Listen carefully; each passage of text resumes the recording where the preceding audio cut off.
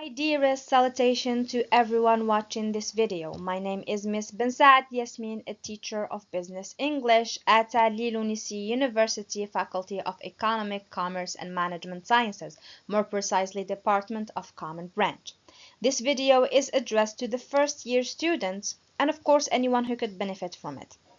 In this first unit of the second semester, we're going to discuss basic economic terms and the business cycle. Let's start.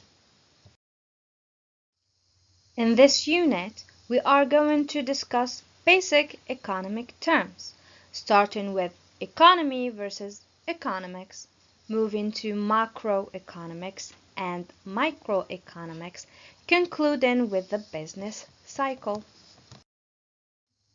Let's start with two commonly used terms among people or students: economy and economics. What is the difference between the two? Can we use them in the same context?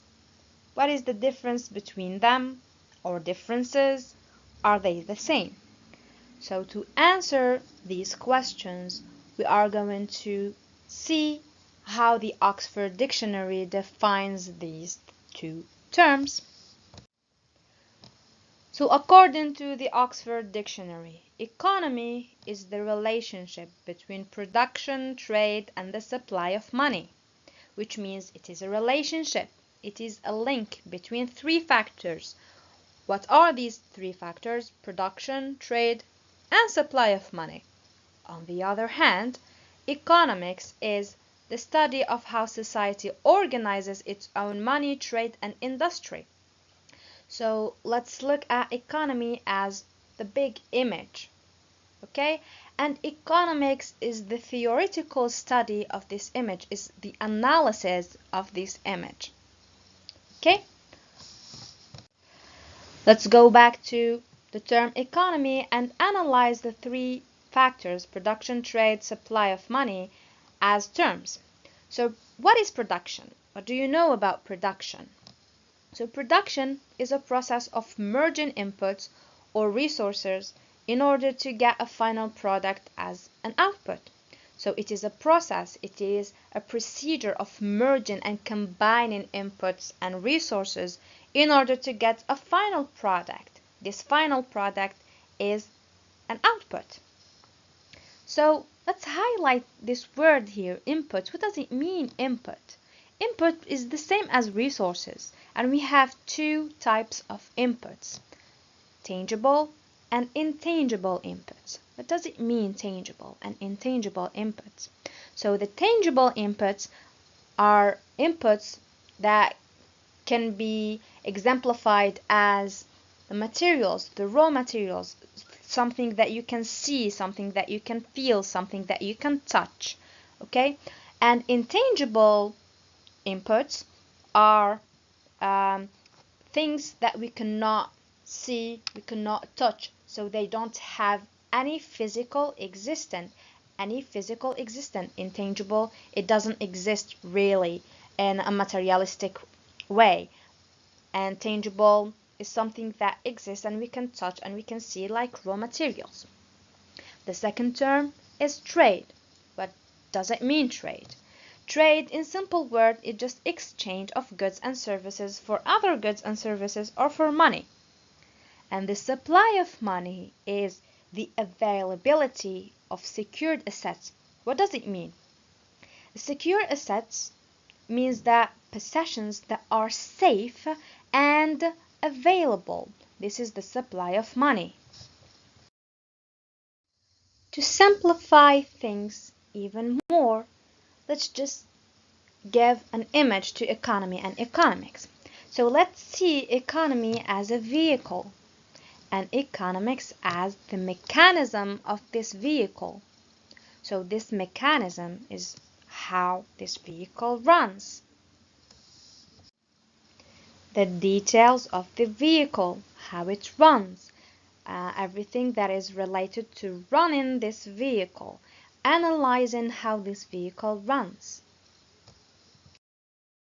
We shall move now to the two branches of economics, macroeconomics and microeconomics. let's start with the general perspective, which is macroeconomics. So according to Culbertson, macroeconomics is the theory of income, employment, prices, and money. So before everything, macroeconomic is the theory, is a concept, an ideology. Ideology of what? First, it is an ideology or a concept of income. What does it mean, income? So income is the earnings obtained. What does it mean, earnings obtained? It means something that you earn.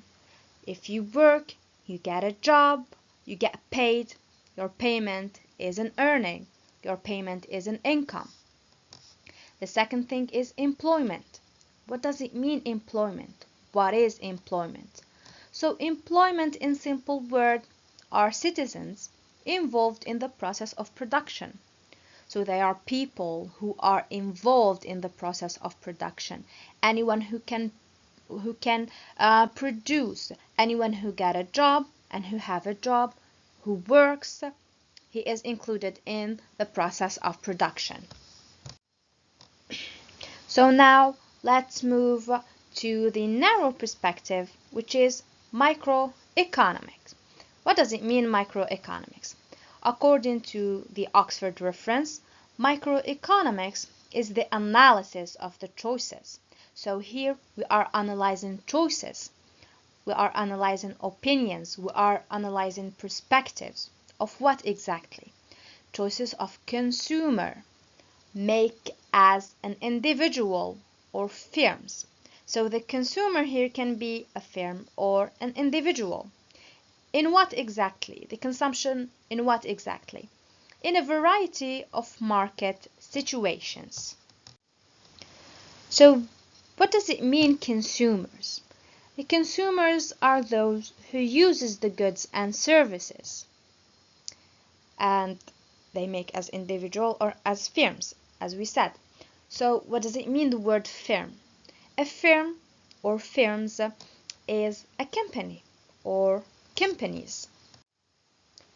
So microeconomics is a narrow perspective and macroeconomics is a general perspective.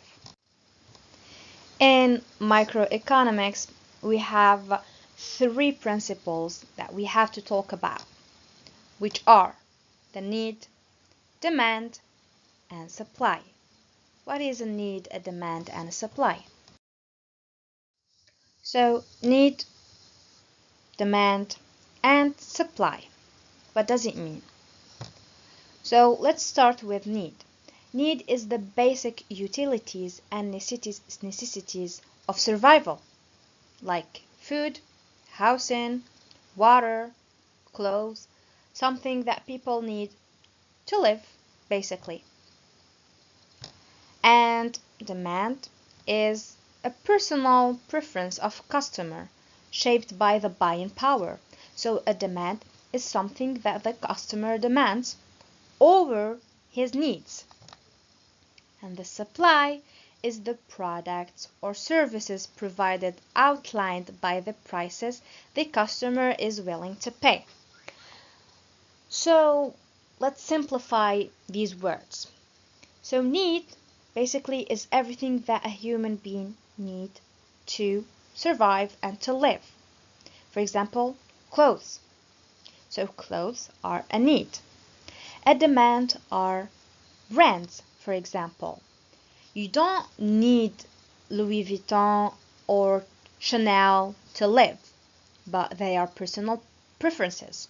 So this is the difference between need and demand. And supply is how you supply and how you give the customer what they need. So we give the customer what they need. We are supplying to the customer accordingly to his willing to pay. Let's take a step back and talk about microeconomics and macroeconomics in a small summary.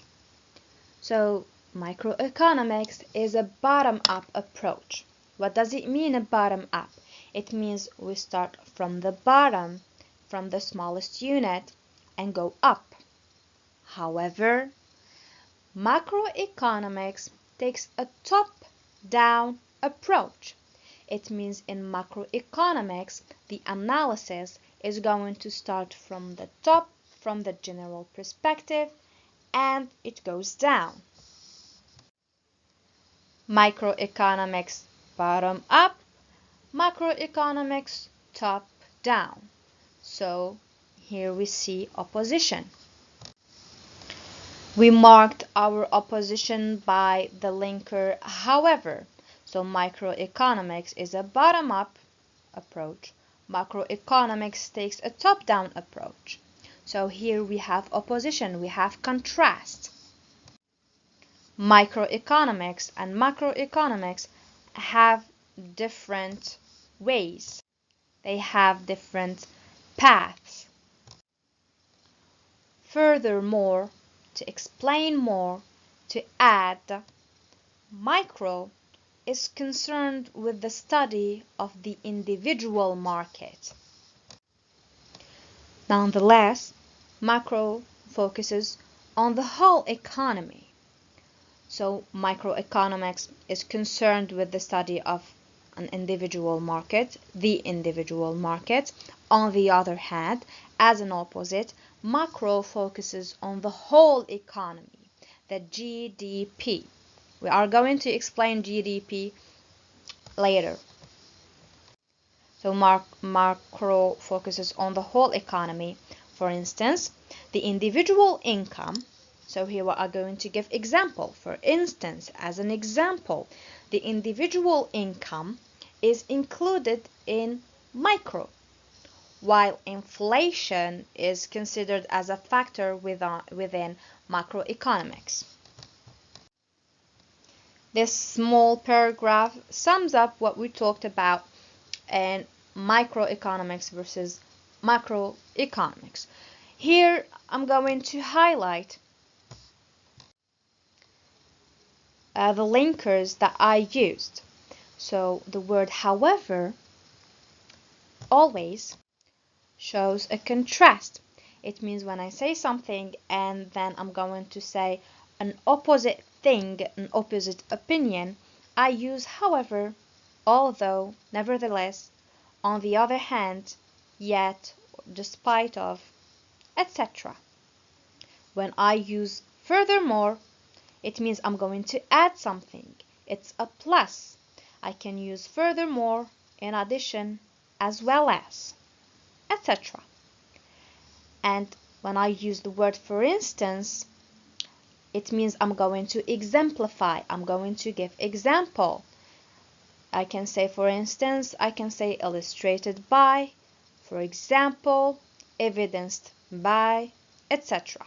So here I can say microeconomics is a bottom-up approach, although macroeconomics takes a top-down approach. Macroeconomics takes a bottom-up.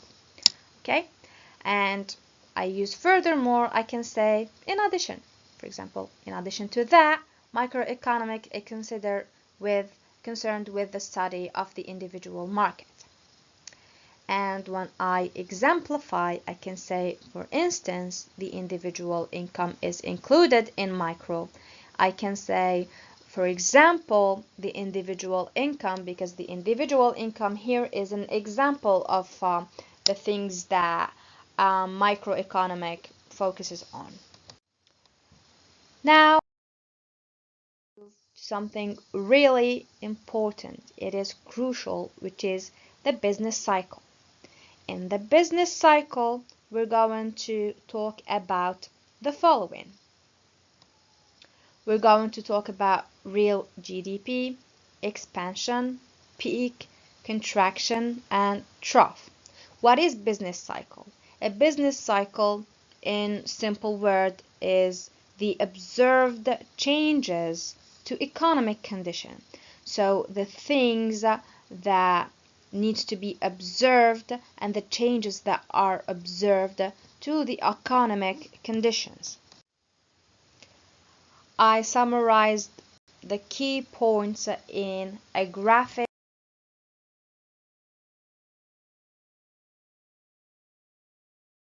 important and crucial terms are summarized in a graphic curve.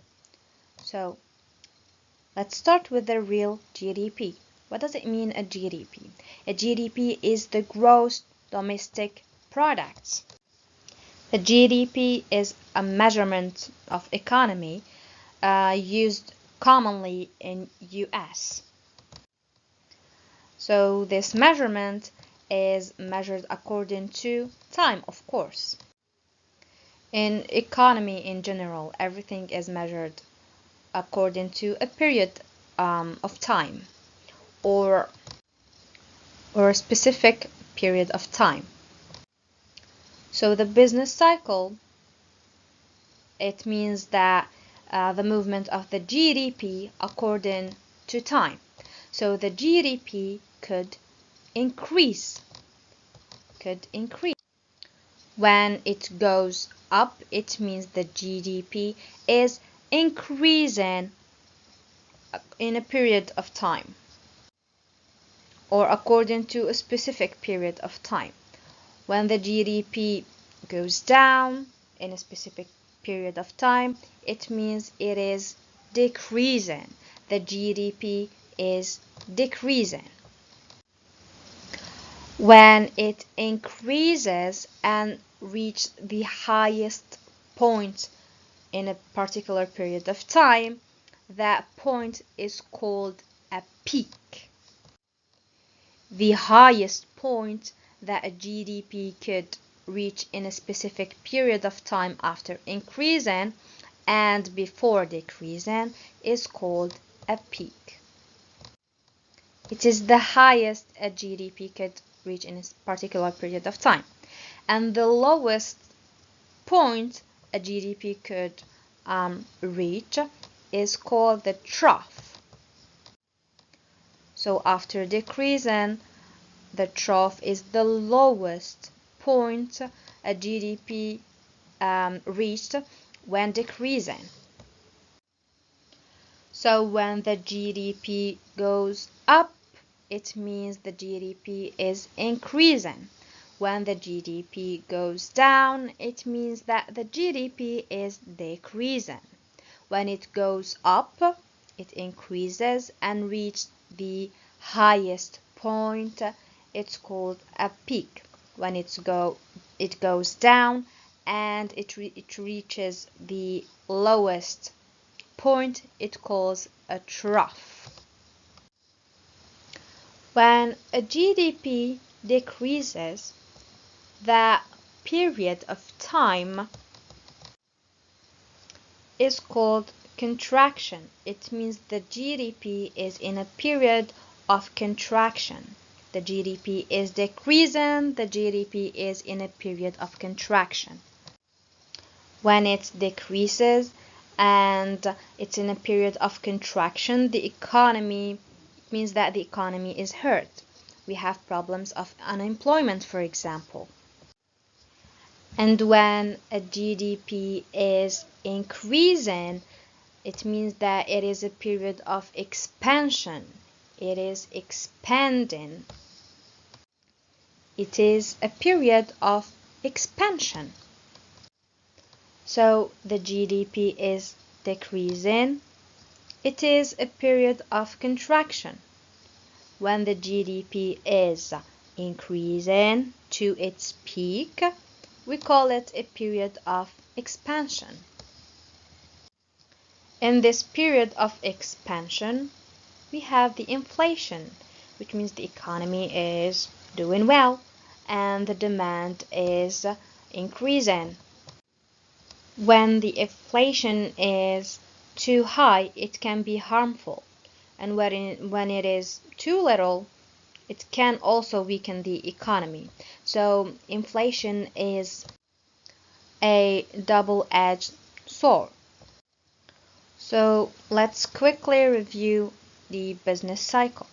So the business cycle starts with the real GDP, the gross domestic product. When the gross domestic product increases, it goes up. When it goes up, it means it is increasing. So increase in the GDP.